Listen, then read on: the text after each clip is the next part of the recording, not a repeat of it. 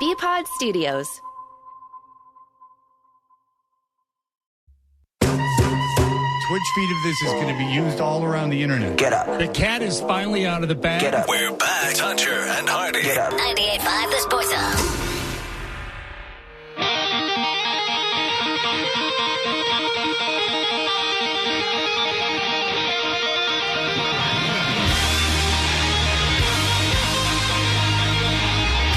If you are listening to the Toucher and Hardy show, which is brought to you by FanDuel Sportsbook, make every moment more with FanDuel. Let me tell you, be listening at 8:50 pronto this morning for your chance to score a pair of tickets for tonight's Bruins game at the Garden as the team celebrates Women in Sports Night, presented by Rapid 7.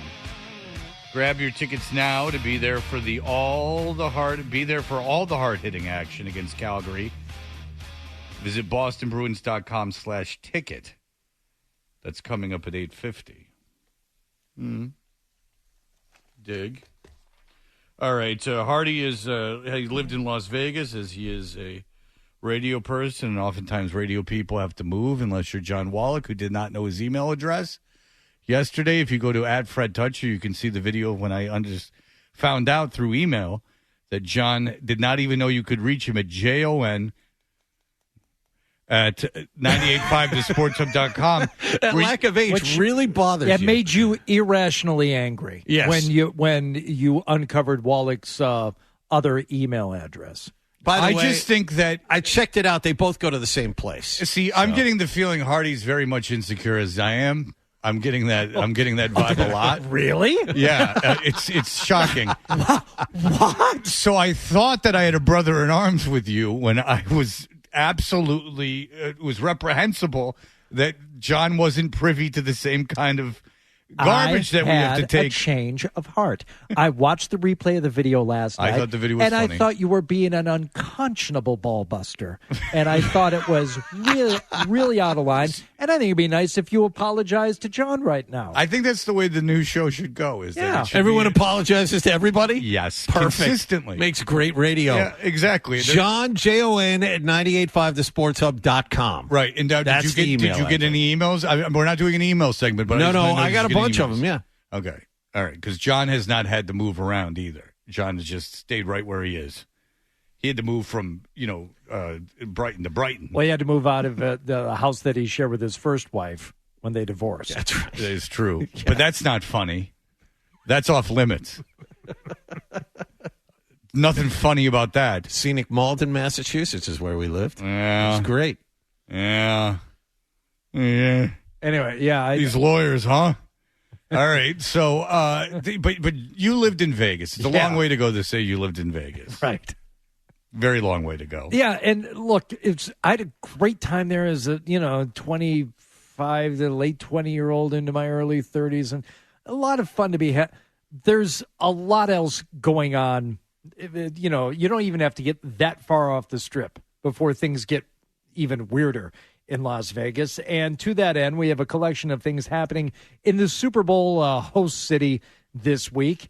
First of which is something that could happen anywhere, but seems to happen out in the desert more so than anywhere else. Police in Las Vegas found themselves in the middle of a UFO mystery last month after an out-of-this-world 911 call. Out of This World. Do you remember that show? Which one was that? That was a syndicated sitcom. So it was not privy to a network, and it was about a lady from space that came down. Out of This World. Do you guys remember? Oh, no. Yeah, it was like a precursor to the X-Files. Exactly the same kind of tenor. Yeah, there was a whole will he make it with the alien or not? Right. Uh-huh. All right, go ahead. Sorry, I just heard like 9 foot, 10 foot tall. They look like aliens to us. Big eyes. They have big eyes. Huh? Was that the alien? Hi, what time? Tell me what time. Big eyes. They have big eyes. No, that's the 911 caller. You're saying it was a Jerky Boys thing. Big eyes. They have big eyes. Okay, so there was someone with big eyes. Right. So obviously you're from another planet. Right. Now, this story has a tiny bit of credibility here. A family called police on May 1st saying something had crashed in their backyard. So this isn't just spotting someone with big eyes. They said something landed back here. It could be freeze-dried poo from an airplane. Go ahead. They also said they saw large, non-human creatures roaming around the crash site. As far-fetched as it might sound, officers took the case and the call very seriously after a mysterious sighting of their own. Like a big creature. A big creature? Yeah, like around 10 feet tall. Because I'm not going to BS you guys. One of my partners said they saw something fall out of the sky, too, so that's why I'm kind of curious. Did you see anything land in your backyard? Or? Okay, so this is where things get a little, let's just say, non-major market. At this point, take us to the debris. Show us, can we see your backyard? Can we see what fell? My partner here, so here's another guy from Metro who said, my partner saw something fall out of the sky. You saw something crash. You saw things. So where's the obvious follow-up question? Let's go see the wreckage. But instead we get... Well, after nothing unusual was found during a brief search of the yard, officers closed the case, labeling it unfounded. Okay, so there's nothing to it. I saw something fall out of the sky. Something crashed in the backyard. We went back there and looked. No, there's nothing. You're here. telling me that the government turned their back on all the wreckage that was in the backyard? Yeah, well... All right. Well, keep taking the pill that the government force feeds you. That's the great thing about anything now is that people go like, oh, yeah, like these people, they said they saw something, and then everyone investigates and nothing happened, and they'll go, yeah, well, that's what they told you. Yeah, but they said that, everyone's saying that nothing happened. Yeah, well, that's what they would say. Well, then what? Give me a scenario give me a scenario where someone can say something, it's disproven, and then you believe it's not true. It's just because in your thoughts told you? That's everything I read now. And Okay. this everything. There's things I read about myself. We talked about And then this it before. will be like evidence. And people just go, yeah, but that's not, no. I had another theory about this, and we talked about this last week. Like, what is it with the conspiracy theories and the ones even where there's evidence to the contrary? And whether it's flat Earth stuff or moon landing stuff or any of this other stuff, I think a lot of it starts with I'm unhappy in my life, and it's by not anything I've done wrong, but we're all being lied to, and the forces are moving against me, and here's more evidence of it. So it is a way to explain away things that have not gone well for you in your life by saying, see, it's the government who is lying to us and is somehow keeping us all from being truly happy and successful. But if you were on your deathbed and you were reviewing your life and they said, you know what, this whole time there have been these alien crashes, and then you went, oh, wow. How would that have really affected your life if you were taking an honest assessment of your life and the government had been lying, and in fact there were aliens that they had found a couple times or UFOs that they couldn't explain, and they didn't tell you? Really, at the end of your days, how would that have affected your life negatively or in any way, positively or negatively? I don't really understand. It's just for somebody who is waiting in their dying moment to say, told you so. That's all they want. But then you would find that the pleasure that gave you was very short lived. Yeah, it's fleeting. And it didn't make up for the waste of life that you had. Challenging things that really don't affect you. Well, like the government wants to keep dibs on me. No, they don't. They don't care about you at all. You're meaningless. You're a pawn. There's billions of people. You know what I think it is, Artie? I think it's to give their lives some sort of meaning. We're all we all believe we're the center of the universe because in our brains we are the center of the universe.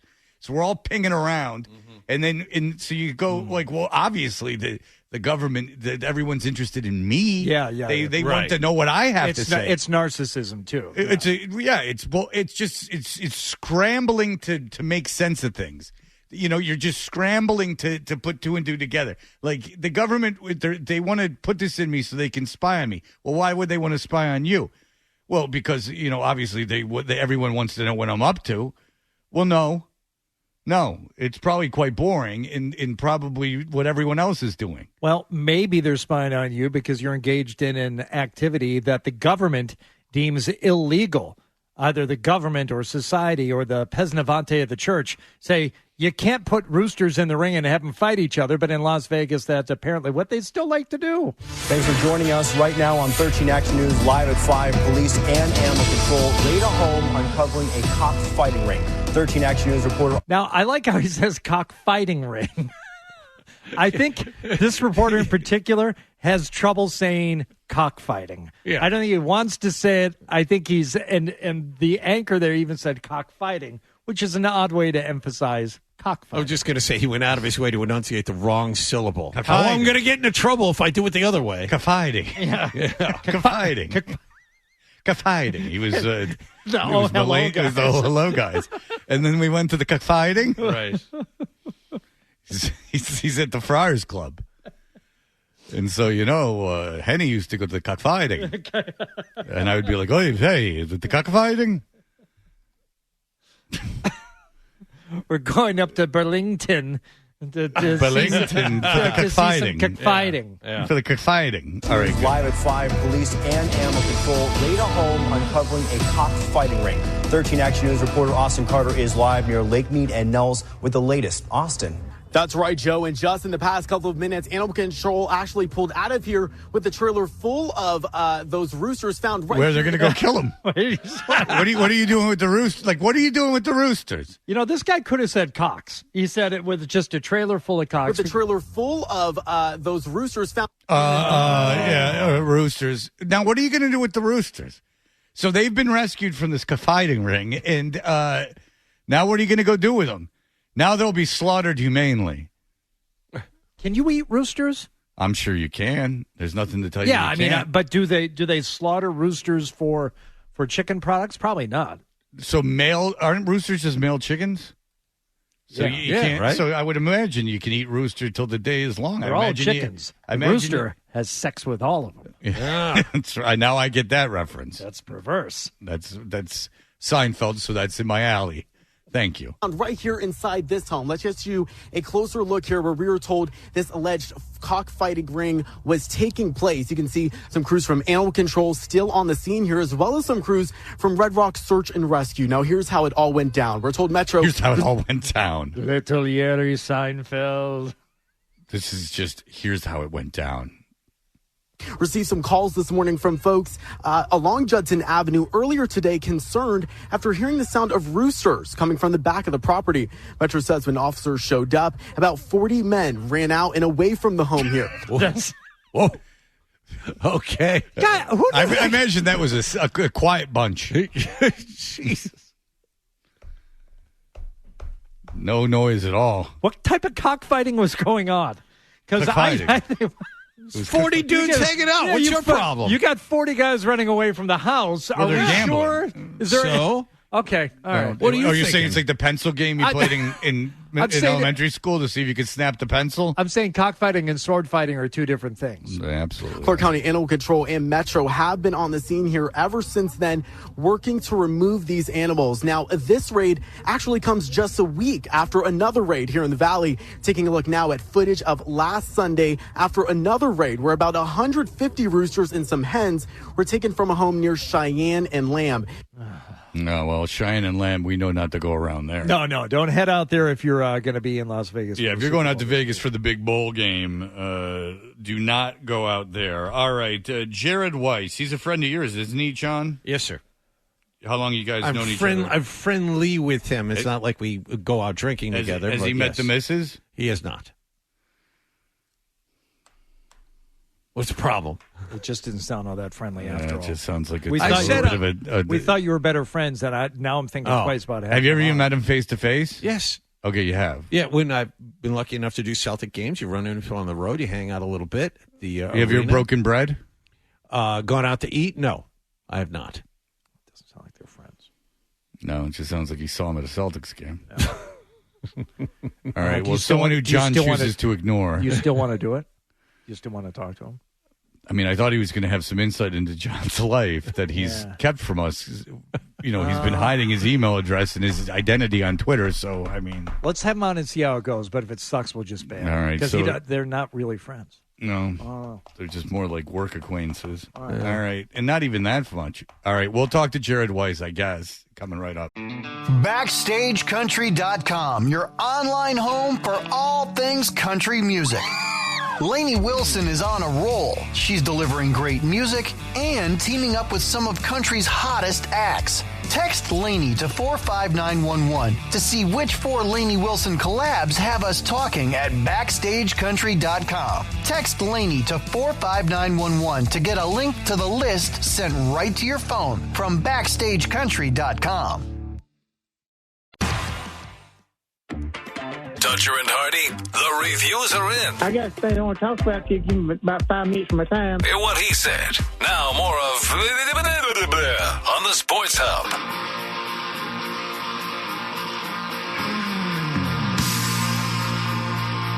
Hey, we're Dutcher and Hardy. Jared Weiss, acquaintance of John Wallach, covers the Celtics for The Athletic. He joins us on the Volkswagen Dealers Expert Hotline. Hello, Jared. I only get acquaintance. I thought I could get friend at this point. Well, that was the item. That was the discussion. You've never broken bread. You've never met his wife. He says that he just has glanced at you at games. He says he says that you barely even have talked. I mean, he tried to present you as a friend, and then Hardy and I did some digging and found that you're really not. We got to the bottom of it pretty quickly. Yeah. It wasn't hard. You're right. Clearly, we're going to have to do some bread breaking next time if we're going to really solidify this relationship. Would you guys like to make plans right now? What, John? I'm not on the road. He's on the road with the Celtics. It's hard to do. Okay, Jared. Well, you're in town today.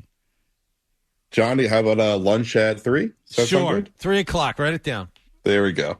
Are you being serious or are you being sarcastic, John? No, I'm being sarcastic, Fred. All right.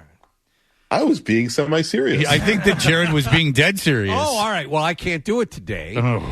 Sorry. Unbelievable. What a classic acquaintance move. I know. And it really is, Jared. And you know what? It shows you that maybe in real life, John's an a-hole. That's what I've heard. I've heard nothing but bad things. Yeah, it's true. He didn't even know his email address until yesterday. He does come 9 o'clock. You know what, Jared? Not to get off the subject of the Celtics, I hate to interrupt, but Wallach does have a history of big-timing people. It's happened, and we've received confirmation from multiple sources where it's happened out in the real world where Wallach is big-time somebody. It's called being Waldicked. Right. It's actually a phenomenon that's been talked about by our listeners for a long time. John's notoriously salty with the listeners. You won't hear that about me, and I'm being dead serious. I defy you to find someone who has come up to me in public and I've been mean to or not been kind to. That you won't find, my friends. All right, Jared, my first question about basketball is not about the Celtics. It is about, however, a former Celtic in Grant Williams. There are trade rumors that Dallas is interested in moving him to Milwaukee. For obvious reasons, I'm fascinated with Grant Williams. He's a huge dork who the team seems to be very annoyed by. If you're Milwaukee, what does that mean for Milwaukee? Is that why would they want Grant Williams? Break that down for me. First off, Wallach has an impeccable reputation of being a nice guy. I think the world needs to know that. Secondly, Grant Williams to Milwaukee is a thing that's been kind of happening over and over again. I reported, I want to say 2 seasons ago, maybe even 3. I think it was 2 seasons ago that the Bucks were interested in trading for him. I think the package was something like Pat Connaughton in a second, and the Celtics didn't take that on, which was probably the right move. This year, the thing with Grant is he has been struggling again in Dallas. Pretty much every year goes the same for Grant. One of the NBA's top 10 shooters, great defense for the first month or two. Then he gets hurt, loses his rhythm. He's been doing a great job riding Luka Doncic's coattails this year. It's been phenomenal the way he's leaned into, hey, we scored 73 points combined if you include my 1 point. So Grant knows how to spin optics. He's great at it. I think the reason Milwaukee would want him is defense. Because Bobby Portis is a really good offensive player, and the rumor is a Grant for Portis swap-in. I would imagine the Mavs young guard Josh Green would also be involved in that deal, because with the difference in just the offensive output this year, I think Portis has more value than Grant. And so I would imagine that they're doing that because they need defense. And Milwaukee's defense has been terrible. It's really held them back. The irony, though, is that Milwaukee needs guard help on defense more than they need bigs. So I don't know why they would do that unless they think Josh Green is going to be a lockdown defender for them. But the problem is they don't have a single guard on their roster that can defend at a playoff level. Okay, so was moving Holiday a mistake? Like, is this going to end up hurting them? Because you think you bring in Lillard, you bring in a Hall of Famer, you bring in an All-Star, but was that ultimately they got rid of the wrong guy? I don't think so. I mean, well, there wasn't another guy they could get rid of because Chris Middleton has lost all of his value with his health now. So Holiday was the only guy that they had left that had real value besides Giannis and Brook Lopez. They made the right move because the NBA is an offensive league these days. I think you have to prioritize the offense, even in the playoffs where things level out dramatically compared to the regular season. I assume that will happen again this year, but you never know. Getting Dame was just going to unlock. I think a big part of it was going to make life a little easier for Giannis, and it was going to help preserve Giannis as he goes through his prime because Giannis has already picked up so many minutes, so much physical deterioration just because of the way he plays. If they could do something to make life a little bit easier for him, to not force him to basically go to the high post and try to score over 5 players every single time, that was going to do wonders for prolonging his career. And so I think they made the right decision there. And they knew what the consequence of it was. They knew they were going to shift from being an elite defense to an elite offense, which has been pretty much happens.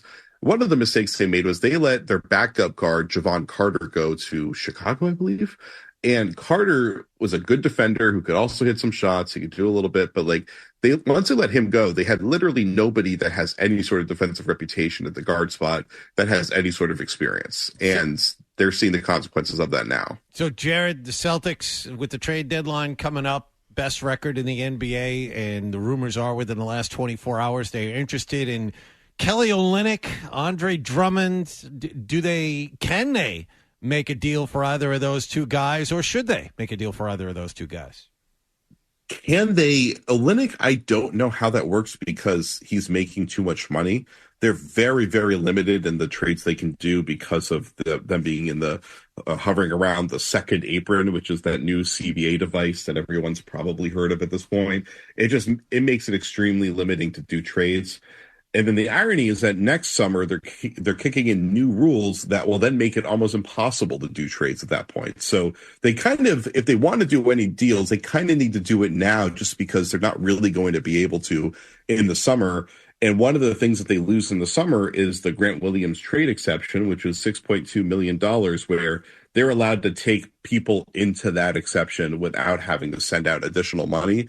The thing, though, with that is that they're already in the luxury tax. So if they're just taking in players and they're not sending out players, they're just piling onto their tax bill. And most teams don't want to do that for somebody who's not really worthwhile. Kelly Olynyk makes way too much money to fit into that. If they wanted to trade for him, they'd have to completely empty out their bench because I'm pretty sure their top 6 guys are untouchable. Andre Drummond is a name I've been hearing them being interested in pretty much the entire season. I think the first source to tell me about that was in November. It's been a while. Drummond is a player that traditionally wasn't a fit for them. And with the way that Nemish Keita's been playing this year, I'm not sure how necessary he is, but they could probably get him for pretty much nothing. So he'd be a nice luxury to add to the roster. But if you go around the league, there's very, very, very few players that fit. It's either a team that'd be willing to get rid of them, a player that actually is some sort of improvement over what they have that's worth paying more than 1 second-round pick, or is making little enough money that they can actually afford to bring him in. Yeah, with Drummond, I hear Andre Drummond and I start thinking about, double-digit rebounds every game and him, being a force out there. But his minutes have gone down, and he's, like you said, affordable maybe, and there's a spot for him, but he's not the game changer that he would have been 5 years ago. Yeah, but the world don't move by the beat of just one drum. Oh, I get it. It's a Mr. Drummond reference. Oh, yeah. Yeah. Well hey, Jared. Great point, Fred. Yeah. Well done. We were goofing on Jaylen Brown being part of the dunk contest and him mulling it over for several weeks now, but I saw that you retweeted it, so it's it is kind of a thing. Is Jaylen Brown going to be in the dunk contest, and do you actually care one way or the other? I do care because it's long overdue. And Shams Charania reported yesterday that he's leaning heavily towards it. I would be shocked if he did all that leaning and then somehow fell the other direction. So I would assume that he is probably going to do it. And it's just long overdue because he's been one of the best dunkers in the NBA for so long, and he hasn't done it. And usually guys do it earlier in their career where they're trying to establish their all-star bona fides and trying to put themselves more on the map. And apparently he's the first actual all-star to do this in a long time. So it's going to be exciting. And I don't know what the NBA did to convince him, but we've seen these last few dunk contests have been kind of snoozers, and it's been like they had a G Leaguer win the last one, right? So it's like they need real star juice in this, and they're going to get people to watch. Yeah, they found like a little white guy, and they were Mac like, McClung yeah, they were like, name, here yes. you go. And He's got hops. He's got hops. No, he's tremendous at jumping. He's just not an NBA player. Apparently, very accurate. Apparently, the G League is holding one of those futures games this year, and McClung somehow managed to get into that. Yeah, but if I gave you an N one video and I said, like, look at these guys, you'd go, like, this is amazing what they can do. Like the professor. Yep. But the professor's not going to ever play NBA basketball. That's the thing. Yeah. Is that, who I want is I want Larry Nance, and I want him now. I want Kenny Skywalker. Fred's making a good point, though. One thing that a lot of dunk contest futurists have advocated for is bringing in actual professional dunkers to compete with the NBA guys. Because there's a lot of guys, whether it's like people that were doing slam ball this summer, people that just do actual like professional dunk contests, they can do insane dunks that NBA players can't do, but they're not quite as big and athletic as the NBA players. So that would actually make it a lot more exciting if they opened up the field to those professionals. It actually would be, and then you made the prize money like worth the while of so the dudes that weren't in the NBA really wanted it. That would, because everyone's been stuck at home and I would assume alone, sad, and then put on ESPN in the middle of the day and seen one of these dunk contests that aren't the NBA players. That, like what these guys are doing is, you're right. I mean, it's amazing, and then that would be funny because then the NBA players would want to get shown up. Well, it's then there you go. It's like having real golfers, a few of them sprinkled into a long drive contest, like when Bryson DeChambeau. It's like, okay, there's some guys that's all that they do, and have a few guys try and compete against them. Yeah, I think that'd be interesting. Yep. All right, so there you go. Jared Weiss is available at 3:00 if anyone would like to have a late lunch. John is not. Jared Weiss, read him at The Athletic. He covers the Celtic. Jared, thank you so much for the time, sir. Thanks for spoiling my afternoon. Yeah, that wasn't me. That was Jon at 985thesportshub.com. See you later, Jared. See you guys. All right, Jared. Thank you. All right. Well, very frosty John Wallach. There was a report about a NFL coach and why he didn't get a job. That is, not a joke, reads like a joke, and is very fascinating to me. And the only reason we haven't talked about it yet is because there's audio involved. We have the audio. We will have that for you coming right up. Here are the headlines. BackstageCountry.com, your online home for all things country music. Country music has so many generous artists who always seem to jump in to help those in need. We're spotlighting 5 who lead by example and lend a helping hand to charitable causes. See who made our list when you text GIVE to 45911. Text GIVE to 45911 and read all about it right now on BackstageCountry.com. Now, more Tuncher and Hardy on the Sports Hub.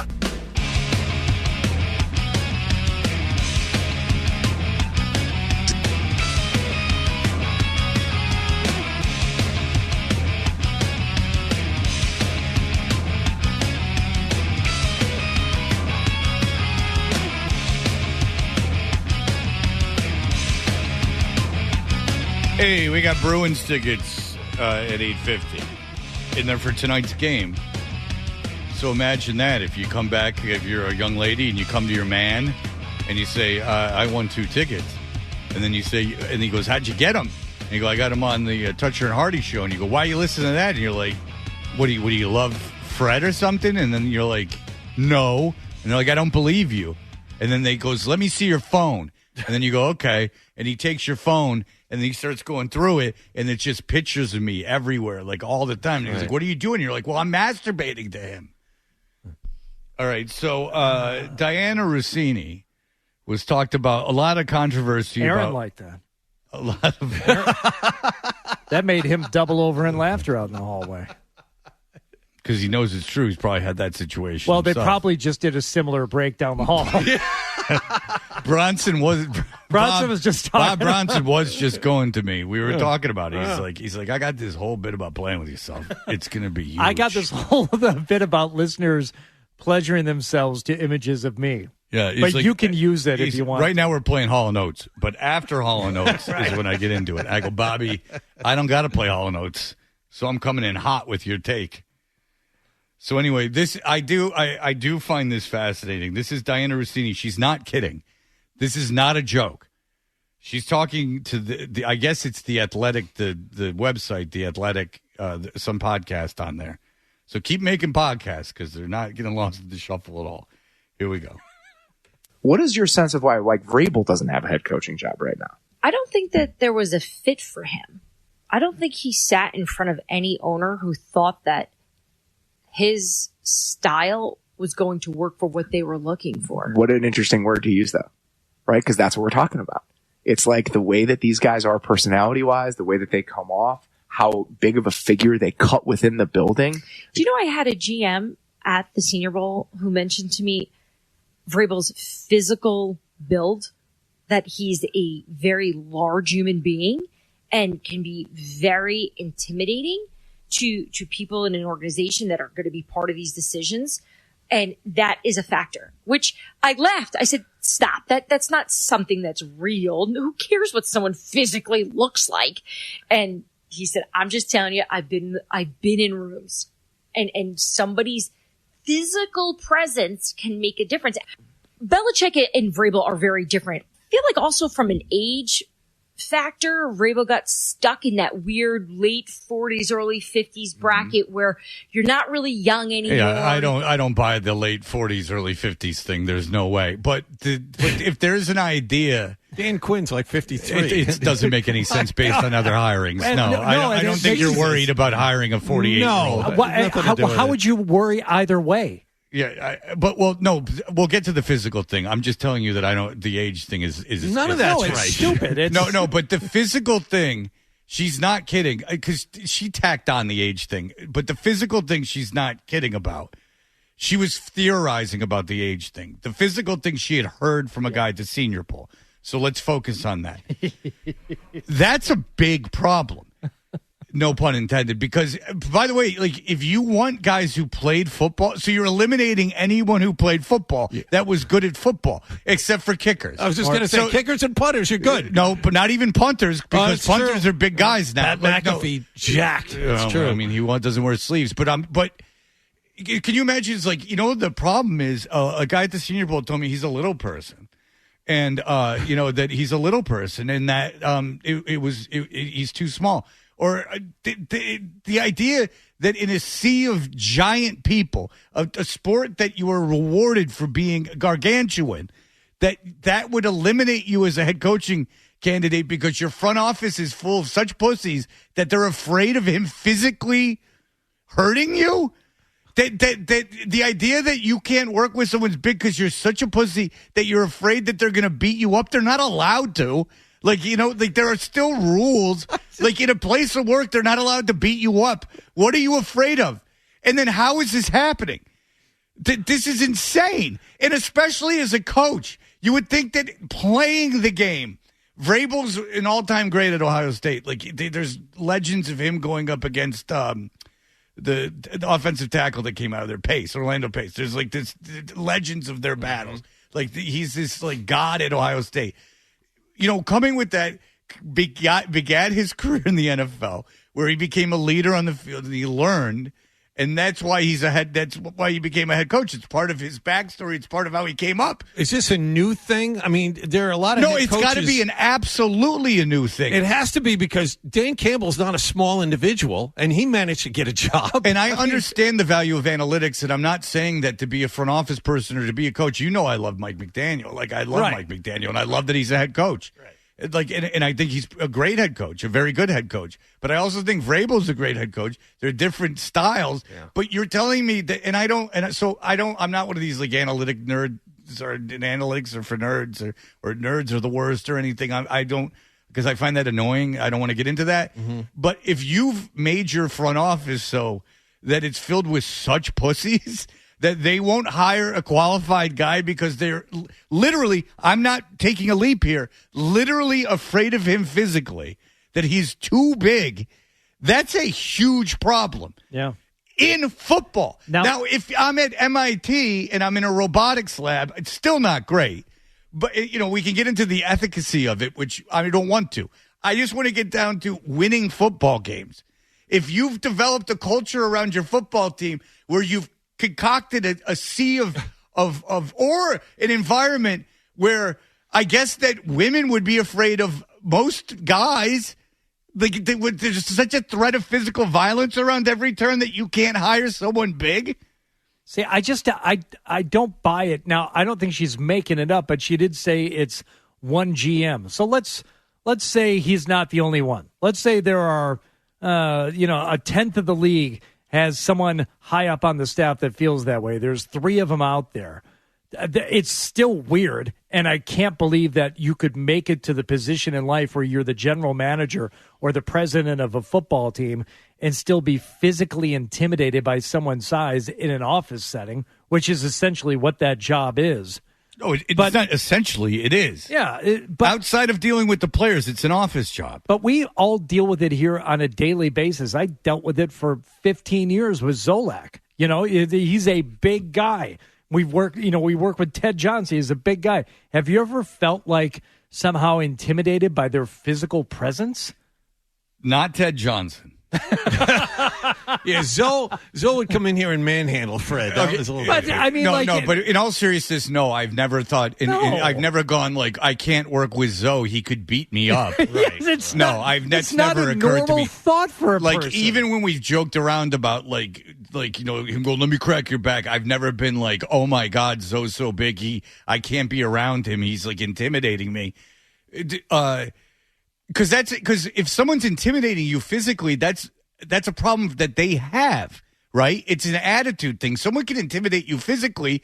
Joe Pesci in Goodfellas is intimidating physically, and he's a runt. You give someone a gun, they're intimidating physically. Like, you understand? It's the malice of their actions. It's not their size. That's ridiculous, and especially in football, where size is a requisite for 99% of the positions. Would you want a 5'9" corner that runs a 4.2 or a 6'2" corner that runs a 4.3? You'd want the 6'2". I got news for you. You'd want the 6'2" corner that runs a 4.3. Size is of the advantage. Would you want a 5'10" quarterback or would you want a 6'6" quarterback? The chances are the 6'6" quarterback is going to have the advantage. It's just the way it is. But you want to eliminate those guys from coaching positions because they strike too physical a presence? Well, Wes Welker is rising up in the coaching ranks. Maybe it's working for him. No, he was on the sideline with Peyton Manning. I actually saw him at the Pro Bowl. You were talking about a 5'9" corner that runs a 4.2. Would you rather have him or the bigger guy? Clearly the Patriots went the other way. Marcus, what's his name? Marcus Jones. Yeah. 5'9" quarterback that runs a 4.2. Yeah, but they liked his pass. Right. It's really strange that even like a guy at the Senior Bowl, like, why didn't Vrabel get a job? Well, he's large, he's a big guy. He intimidates you. He's very intimidating. Well, is he a psycho? Because then you wouldn't bring up his size. Right. Is he like a psychopath? I'm guessing no. You're saying it's based entirely on him being physical. Right. Physically. Because he doesn't present himself that way. And Dan Campbell is the great example on the other side. Well, here's another big guy who does, at least at times, talk like that. He actually talks like somebody who you might be worried about working in an office. Dude, that front office was for a while was Spielman and Campbell. Can you imagine those two? I think Spielman, and I know Spielman was very involved with the hiring of Dan Campbell. I mean, you want to talk about two hard-ons. I mean, like, Jesus, two meatheads. Yeah. No kidding. I mean, Chris Spielman and Dan Campbell getting together, that's a room I'd avoid. But I'm not afraid they're going to beat me up. It's their attitude, not their size. It doesn't matter if Chris Spielman was the size of Peter Dinklage. I still wouldn't want to be around him. I mean, Peter Dinklage could be a total prick that you're afraid's going to hit you in the nuts or something. Peter Dinklage probably beat me up in the right circumstance. Now, having said all that, Fred, would you be on board with replacing our current program director and assistant program director with Scott Zolak and Ted Johnson? Or would you feel somehow intimidated by having those two in charge of... Based on size, it would never... I mean, it would... No,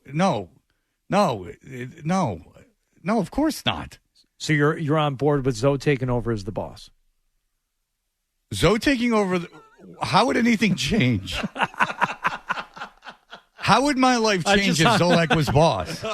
That is it's called perspective, which I'm trying to gain.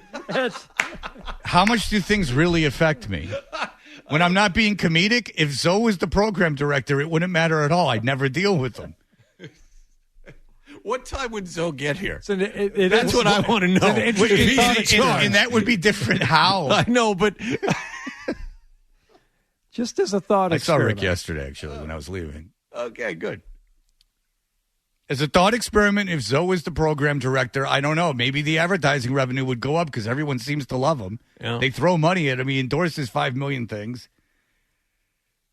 You know the kind of guy it would probably be fine. The kind of guy you don't want being a program director is a fastidious guy who thinks he knows more than you, that thinks he's a creative genius when he's a moron. That's what you don't want. You don't want someone meddling for no reason. And if they meddle, you want their ideas to be good. So you either want someone who, only speaks when they feel. You want someone who gets involved when they feel they need to get involved, which is not often, is ideally what you want. Or you could be like me in Atlanta and have 2 consultants. And the point of 2 consultants is they automatically cancel each other out because they both have different ideas. Perfect. On the opposite ends of the spectrum. If one consultant's good, then 2 must be really good. Right. That's the kind of genius I was dealing with in Atlanta. And have them be in opposition so you don't have to follow the advice of either one. That actually sounds perfect. If there was a consultant that knew everything and you just had to follow what they did and you might automatically made more money and had more success, it would be the greatest thing ever. The problem is they don't exist. Right, because if they knew all that, they would be doing that job somewhere and not consulting. Or they would be the captain of industry. They wouldn't be, staying at a Motel 6 for 2 weeks while they got up at 4 a.m. to work with the morning show. Do we have consultants? Did we just No, I don't. No. We don't have consultants. And even if we did, what are they going to do to us? It's a little. Yeah. I'm the Barrett Sports Media. I'm the Barrett Sports Media 4th best morning show. Yeah, congratulations. I heard about that this morning. The rankings were released. I went from 1 to 4. Show. Yeah. Yeah, the old show was number 1. This is number 4. Mm-hmm. For now. That's the attitude. That's the goal. That's the cherry. That's right. That's the carrot on the end of the stick. Carrot at the end of the stick. Yep. Write it down. February 6, 2025. You know what? Toucher and Hardy, number 1. I'm putting a vision board together at home, so I'm going to put that on there. Why don't you pop a Lamborghini on there for me? Pretty lady. Yeah, chick with a nice rack and a Lamborghini. Maybe she's sitting on the Lambo. Put that on the message board, or maybe in the driver's seat. Wait, she's driving the car? No, I am. She's driving this stick. Woo! All right. When we come back, it was NFL's Super Bowl opening night. Yeah, it was. And we have all the action from the NFL. We got Roger night. Goodell, we got Kittle, we got Brock Purdy, Patrick Mahomes. And if I could also tell you this, caller number 10 to the contest line at 617-931-0985 will score a pair of tickets for tonight's Bruins game at the Garden as the team celebrates Women in Sports Night presented by Rapid 7. Grab your tickets now to be there for all the hard-hitting action against Calgary. Visit bostonbruins.com.